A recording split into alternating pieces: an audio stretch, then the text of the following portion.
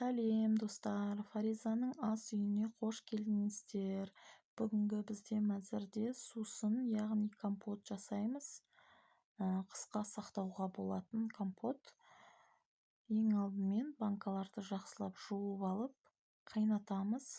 Қайнатылған банкаға жемістерді орналастырамыз. Сізде өздеріңізде қолдарыңызда қандай жемістер бар, соларды салуға болады. Менде бүгін шие мен алма. Шие мен алманы салып алып, үстіне қант салдым. Қант салған соң, үстіне қайнап тұрған суды құямыз. Жаңа қайнаған суды құямыз үстіне. Содан соң банкаларын жақсылап бекітіп алып, шайқаймыз. Қантты ерігенше шайқаймыз. Жақсылап шайқаймыз.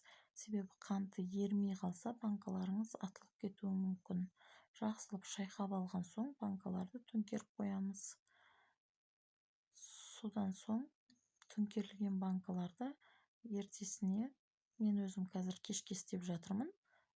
Осы түнімен тұрады. Жақсылап жылы жерге орап, банкаларды төңкеріп, орап тастаймын. Содан соң таңертең алып салқын жерге қоямын. Менде банкаларым подвалда сақталады. Сол үшін де сразу подвалға түсіріп тастаймын. Салқын жерде тұру үшін. Осылай барлығын шайқап алып, содан соң төңкереміз. Видео ұнап жатса, лайк басып, каналыма тіркеліп кетіңіздер.